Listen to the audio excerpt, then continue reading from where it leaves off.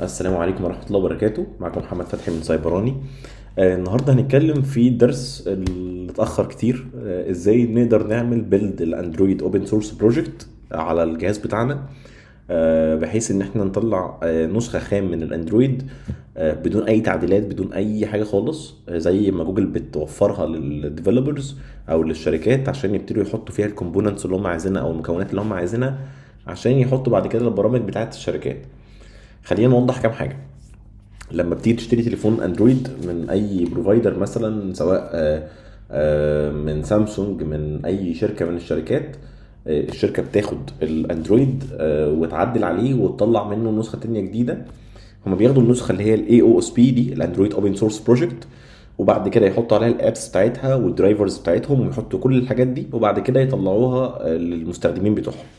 طيب، خلينا نبص على نقطه مهمه جدا. طيب، الموبايل اللي انا هشتغل عليه هو هيكون بيكسل 2 اكسل، ده الموبايل اللي انا معايا.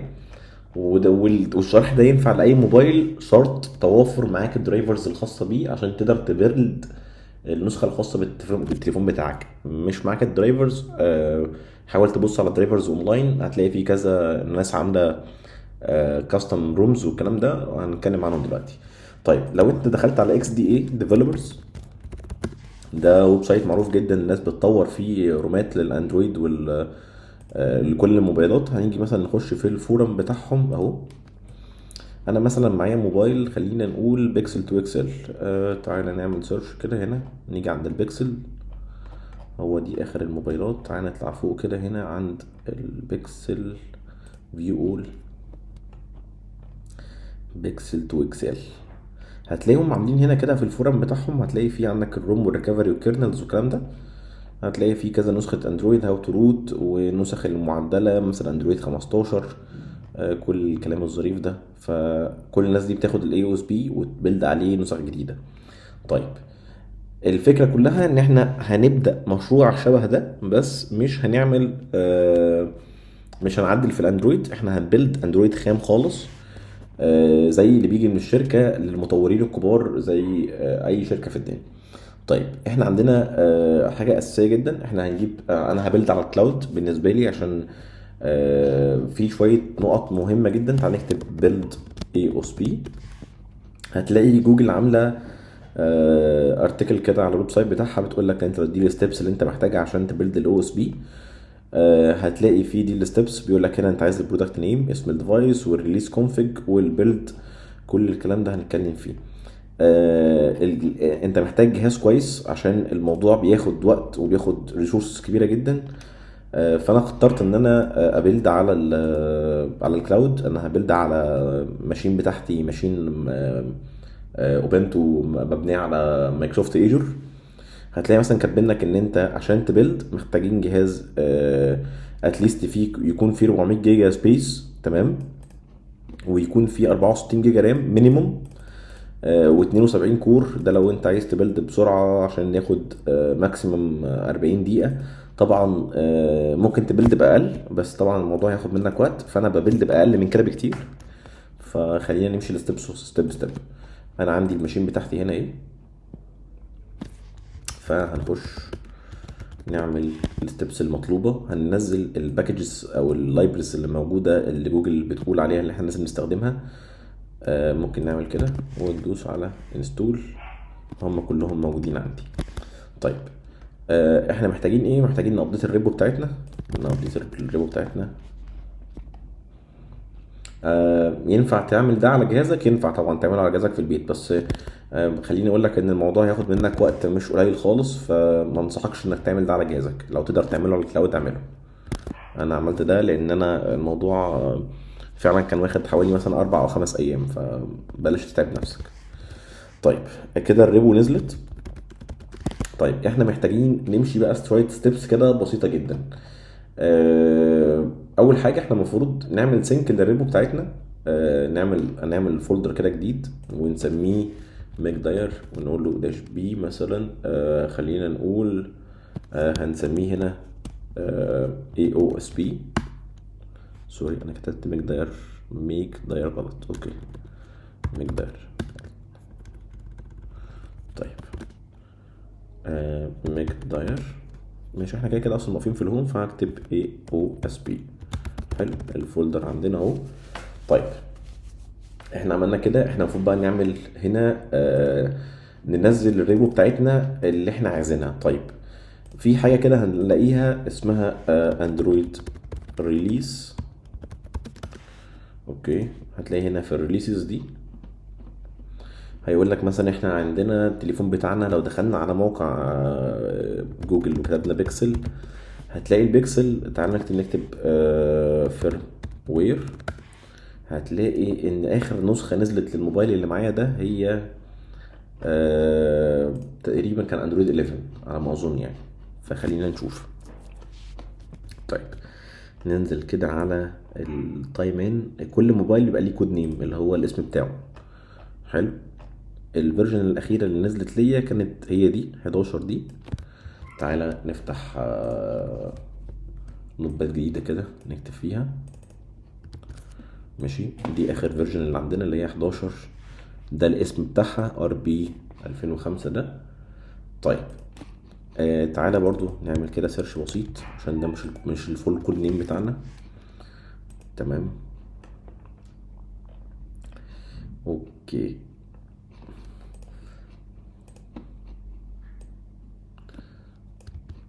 طيب احنا المفروض نفتح الاندرويد مانيفست.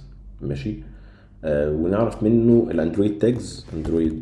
اندرويد تاجز والكود نيمز اللي هي دي البيلد نمبرز والكود نيمز. طيب انا عندي تعال نكتب بيكسل 2 XL.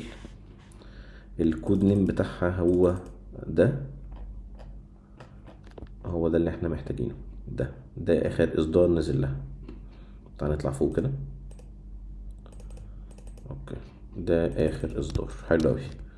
طيب تعال نعمل كده هنا. طيب احنا محتاجين نكتب كوماند بسيط جدا كده. هنكتب ريبو نت داش يو، وهنخش نجيب الريبو بتاعت الموبايل ده داش بي، الفيرجن اللي هي R25 دي سوري، ونعمل لها سينك عندنا. تعال نعمل كده. احنا جوه الفولدر ولا لا؟ طيب طيب احنا كده بس بنفتش الريبو بتاعتنا اللي احنا محتاجينها بتاعت الفيرجن بتاعت اندرويد 11 R25. حلو، وبعد كده نعمل لها سينك. اي ستيب من الستبس دي في الطبيعي بتاخد مش اقل من نص ساعه، فهتلاقيني في الفيديو عامل كات ليها شويه عشان ما اضيعش وقت اي حد. فخليك عارف ان الموضوع بياخد وقت كبير كمان. يعني البيلد نفسه بياخد حوالي من 4 ل5 ساعات في الحاله اللي انا بتكلم فيها دلوقتي دي. طيب هكتب اسمي. اوكي، سيج فتحي @gmail.com. قال لي كوريكت. خلاص كده انا عندي في الاي اس بي موجوده. طيب انا المفروض بقى ان انا اعمل ريبو سينك. دلوقتي هعمل ريبو سينك.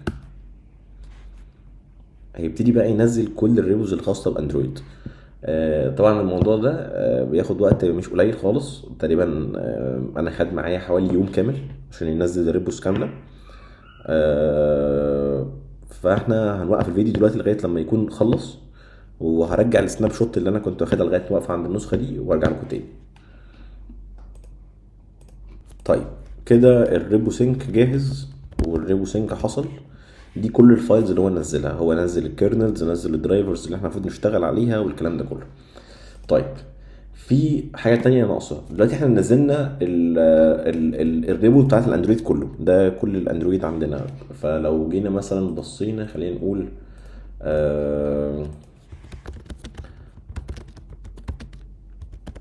لو جينا بصينا كده، المفروض ان احنا عايزين ننزل او عايزين نعرف مثلا، خلينا نقول هنرجع كده خطوه بسيطه. نقول له ان احنا عايزين نعمل دي يو داش اس اتش. نقول له مثلا البوست بتاع اليو اس بي ده. اوكي، خلينا نبص كده. انا عايز اعرف بس السبيس بتاعت الديسك ده خد منه قد ايه، الفولدر ده خد من السيرفر عندي قد ايه. اوكي طيب.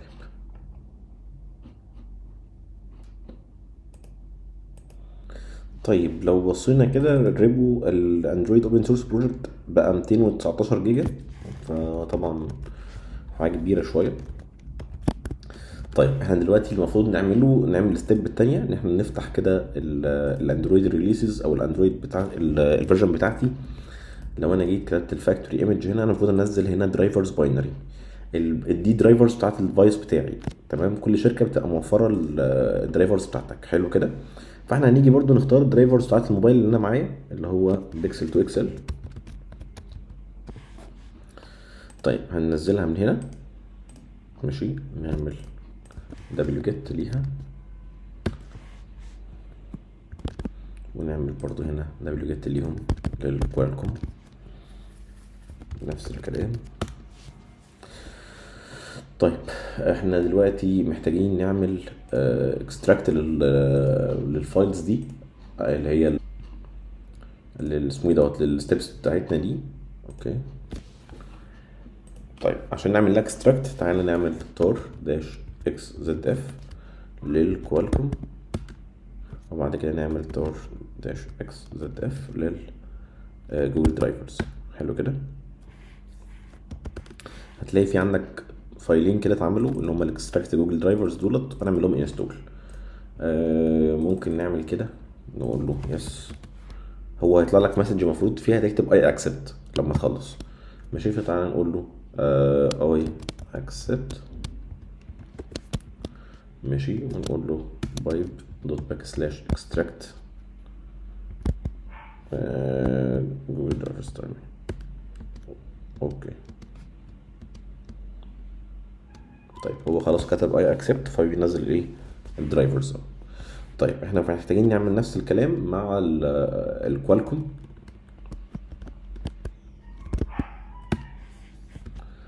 طيب كده ننزل الايه الدرايفرز بتاعتي، انا مش محتاج خلاص بقى الفايلات دي. تمام. rm -rf جوجل درايفرز rm -rf كيو. طيب احنا كده محتاجين برضو نمسح الايه الاكستراكتد فايلز، اكستراكتد، ونقول له استريك كده تتمسح. طيب احنا عملنا الخطوه دي، المفروض بقى بعد كده ان احنا نعمل كده سورس، ونقول له ان احنا بس هنبيلد الاندرويد اوبن سورس بروجكت. لو عملت كده لانش، كتبت لانش، هيلست لك اسامي الموبايلات، الموبايل بالكود نيم بتاعه اللي انت ممكن تبيلد ليه. يعني بيكسل 3 مثلا ممكن تبيلد ليه مثلا الفول فيرجن او الديباج فيرجن. تمام. فانت ممكن تختار النسخه اللي انت عايزها. طيب انا الموبايل بتاعي اللي هو تايمان ده، اللي هو ده، انا بيلد الايه اللي هي اليوزر ديباج. فهكتب ايه؟ هكتب لانش برضو. تعال نكتبها لانش. تعال نعمل كده، نكتب لانش ونكتب ايه يوزر ديباج. قال لي تمام خلاص، هو هيبيلدها. تمام. فمفروض بقى ان انا ايه اعمل بيلد. طيب هنعمل نكتب ام داش جي دولار ساين، ونعمل سوري نو بروب. كده هيبدأ يبيلد. تمام. طبعا الموضوع هياخد وقت حبة حلوين. بس هو طبعا هو هنا مش هياخد حبة حلوين ولا حاجة، عشان هو ليترلي مخلص اصلا قبل كده، فمش هياخد وقت خالص على البيلد. احنا كل اللي هيعمله دلوقتي ان هو بيكنترول شوية فايلز كده، ان هو ايه بيتشيك ان لو في ابديتس حصلت على الفايلز، بيتشيك ان هي ايه مفيش اي حاجة حصلت. الموضوع ده في الطبيعي بياخد حوالي من 4 ل5 ساعات، على حسب نوع موبايلك. ف بس انا حابب انوه ان الناس ما تفتكرش بس إن الموضوع سريع ولا حاجه. انا ببيلد على كلاود عشان الموضوع ما ياخدش وقت بس. فانا هبوظ الفيديو لغايه لما نبتدي نخلص، وبعد كده ارجع تاني لما يبتدي يقول لي ان البيلد تمام. طيب هو دلوقتي قرب يخلص اهو، هو بيبيلد الرولز بتاعته وقرب يخلص البيلد. هو تقريبا خلاص بيعدل اخر خطوات يعني.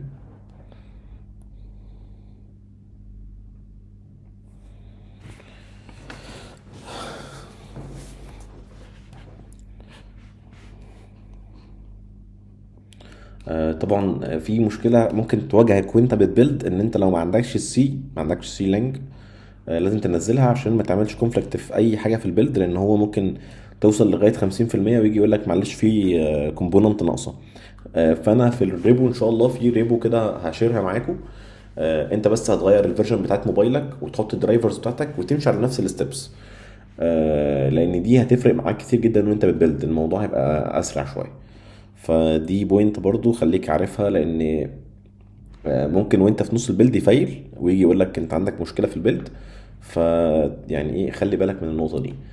ايه الخطوه الجايه؟ المفروض ان احنا في كام فايل هيطلع زي البوت والسيستم والفندور واليوزر داتا والكلام ده، هناخدهم عندنا على الجهاز بتاعنا ونعمل لهم فلاش على الموبايل. تمام. هو دلوقتي حتى ابتدى يخلصهم اهو. الموضوع بياخد شويه وقت صغيرين، لازم نعمل لهم فلاش على الموبايل ستيب باي ستيب عشان يبتدي ايه يشتغل عليهم ويطلع لنا النسخه اللي احنا ايه اشتغلنا عليها. طيب هو هنا عمل بيلد اهو، وقال لي بيلد كومبليتلي سكسسفولي. طبعا دي المده اللي هو بنى فيها، بس عشان انا كنت عامل بيلد قبليها ابقى اوريكم حتى صوره ان البيلد في المره اللي فاتت خد تقريبا حوالي 5 ساعات على الماشين عندي، والماشين عندي برضو كانت امكانياتها كويسه بالمناسبه. ده اللي حصل. طيب بيقول لي ان الفيرجن اللي انت تلاقيها هتلاقيها هنا جوه الباص ده اللي هتلاقي فيه الفيرجن بتاعتك. اوكي، فتعالى نروح للباص ده. تمام. نكتب سي دي ونروح جوه. طيب هتلاقي فيه شويه فايلز كتير جدا جدا جدا جدا. هتاخد بقى شويه فايلز دي تاخد منهم السيستم. خلينا نقولهم بس واحده واحده عشان الناس تبقى عارفاهم. البوت، في بوت ده، والبوت لودر، والسيستم، واليوزر داتا، والراديو. لازم تاخد كل الكلام ده وتعمل لهم فلاش. طيب لو انت شايف ان انت مش عارف تاخد الكلام ده كله، اي فايل دوت ايمج ممكن تاخده معاك وتنقله وتعمل له فلاش. في اغلب الفايلات الايمج دي هي كلها ممكن تعمل لها فلاش عادي كلها. ده البوت لودر بتاع الديفايس بتاعك، وده البوت نفسه، والرام ديسك، وكل الحاجات دي ممكن تاخدهم وتعمل لهم انستول وتنقلهم على جهازك. حلو كده. طيب احنا كل اللي هنعمله دلوقتي ان احنا هنموف على الموبايل نفسه، نبتدي بقى ايه نستول الكلام ده على الجهاز عندنا. ف نفتح بقى الموبايل. طيب احنا دلوقتي وصلنا الموبايل بالفيرجن اللي فاتت ده، اللي كنا في الفيديو اللي فات كنا عاملين عليه اخر نسخة اندرويد تقريبا كانت 15. لو بصينا كده ده عليه اندرويد 15 النسخة المعدلة اللي هي لينيج او اس. دلوقتي احنا محتاجين ان احنا نفلاش بعد ما عملنا بيلد الفيرموير على الجهاز عندنا. طيب في فايل كده، الفايل ده انا هشيره معاكم برضو. الفايل ده خليني اهو اوريكم. الفايل ده بيعمل ايه؟ بيتشيك الفيرجن بتاعه الفاست بوت، وبيتشيك بيعمل فلاش للبوت لودر والراديو والبارتيشننج لغايه لما يخلص الانستوليشن. تمام. طيب احنا كل اللي هنعمله دلوقتي ان احنا هنخش ندخل الموبايل بتاعنا في الداونلود مود او في الفاست بوت اي دي بي ريبوت فاست بوت، ونعمل فاست بوت.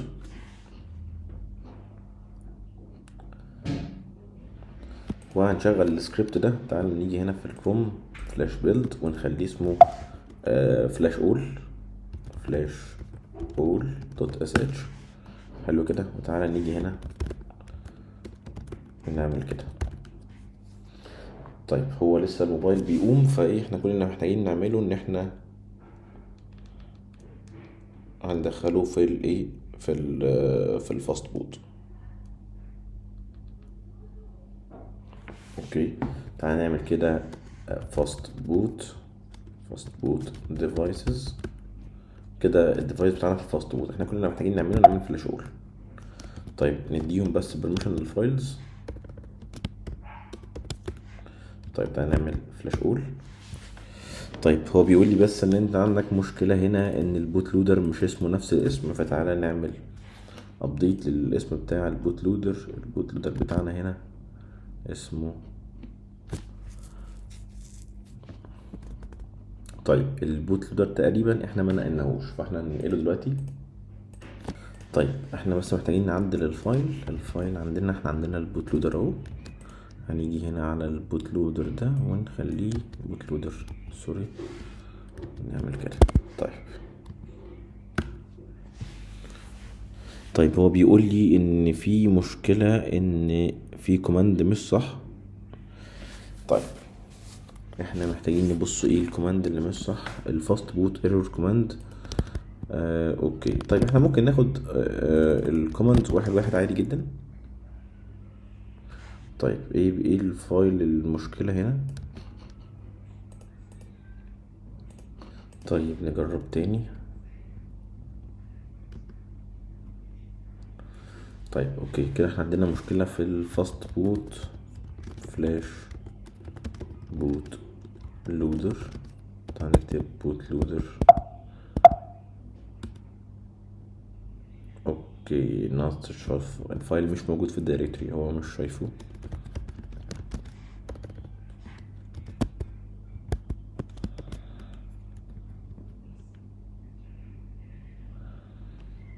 طيب تعال نعمل كده. طيب فاست بوت ريبوت بوت لودر. اوكي طيب احنا محتاجين نعمل كده تمام. طيب خلاص تعالى نعمل فلاش اول. هو دلوقتي ابتدى يعمل فلاش. طيب برضو في مشكلة في الراديو. هو الراديو محتاج ان هو يعمل لها، محتاج اساميهم تتصلح. الراديو اسمها راديو دوت ايمج. تعالى نخليها راديو دوت ايمج برضو. اظن مفيش حاجة تانية محتاجة تتغير، بس خلاص.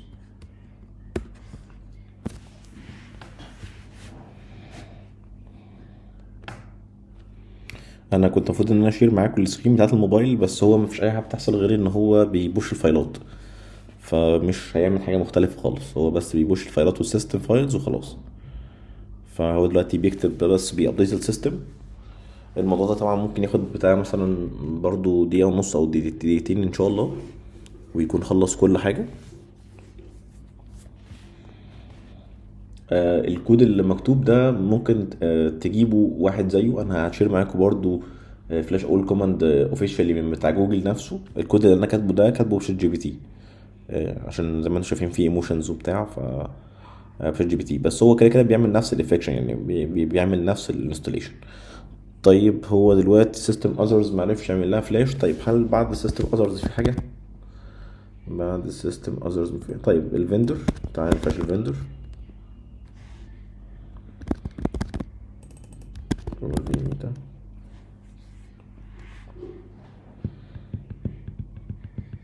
السيستم اذرز دي مش ريكويرمنت عموما، فخلينا نفلاش الحاجات اللي مطلوبه بس. طيب تعال نفلاش الباقي. دي اليوزر. اوكي طيب تعالى بقى ايه، نعمل ريبوت عادي جدا للديفايس ونشوف هل نجح ولا لا.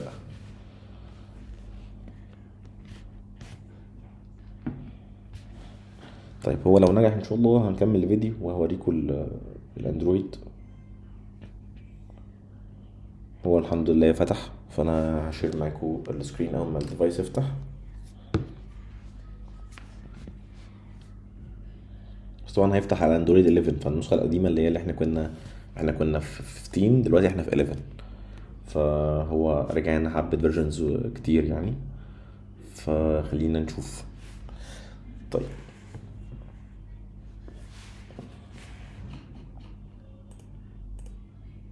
طيب تعالى نفتح التيرمينال تاني ونفتح سكرين كوبي. اوكي طيب تعالى نشوف بس ايه المشكلة في الدرايفرز از نوت اوثرايزد. طيب تعالى نكتب اي دي بي شيل كده نشوف هو بيفتح ولا لا. نستارت الشيل بتاعنا. طيب خلاص تعالى نفتح سكرين كوبي كده. ده دلوقتي احنا عندنا اندرويد اهو. اندرويد دي نسخة اللي احنا بانيينها بنفسينا زي ما انتم شايفين، زيرو تعديلات، مفيهاش اي تعديل خالص. فيها الاوفيشال ابس بتاعت جوجل، حتى مفيهاش جوجل ابس، يعني جوجل ابس نفسها مش موجودة. طبعا احنا ممكن ننزل جوجل ابس من على اي ثيرد بارتي انستوليشن يعني. دلوقتي لو جينا هنا مثلا بصينا about on time in هتلاقي OSP for time in، الفون نمبر مش موجود، والايمي بتاع الموبايل اندرويد 11. هتلاقي مكتوب بيلد نمبر هنا، مكتوب OSP time in، مكتوب سيك فتحي، ده الاسم اللي انا كتبته وانا ببيلد. فدي فيرجن بتاعتنا احنا اللي عاملينها فروم سكراتش، مفيش اي ابديتس حصلت عليها ولا اي حاجه خالص، وده الفيرست انستليشن. اتمنى ان يكون الموضوع عجبكم، والموضوع بياخد وقت يعني، خلينا نقول ان فعلا الموضوع محتاج شويه امكانيات. آه، ممكن تبلد على جهازك وممكن تشتغل باي طريقه، مفيش اي مشكله. انا الفيديو ده ما حضرتلوش اساسا خالص بصراحه، دخلت سجلت على طول، فقلت حتى الترابل شوتنج هيحصل قدامكم. فالموضوع ما كانش صعب خالص، بس هو الموضوع بياخد وقت. فالبيلد نفسه خد معايا حوالي 4 أو 5 ساعات. الريبو سيركونايز بتاعت اول مره هتنزل فيها الاو اس بي كامل هياخد حوالي يوم معاك. فلو انت انترستد ان انت تبلد حاجه زي دي، فالموضوع والله لطيف ويستحق التجربه، وانك انت ممكن تعمل اي ابديتس على الحاجات دي. انا هعمل فيديو كده بس هو مش هنكمل فيه يعني. فيديو واحد هتكلم فيه عن ازاي تبلد او تعدل في المنيو بتاعتك، او تعدل في اي اوبشن من الاوبشنز دي، وبعد كده نتكلم بقى ان شاء الله في بقيه الدروس اللي احنا المفروض نكمل فيها. شكرا ليكم لو تابعت الفيديو لغايه الاخر، ورمضان كريم ان شاء الله عليكم جميعا باذن الله. السلام عليكم.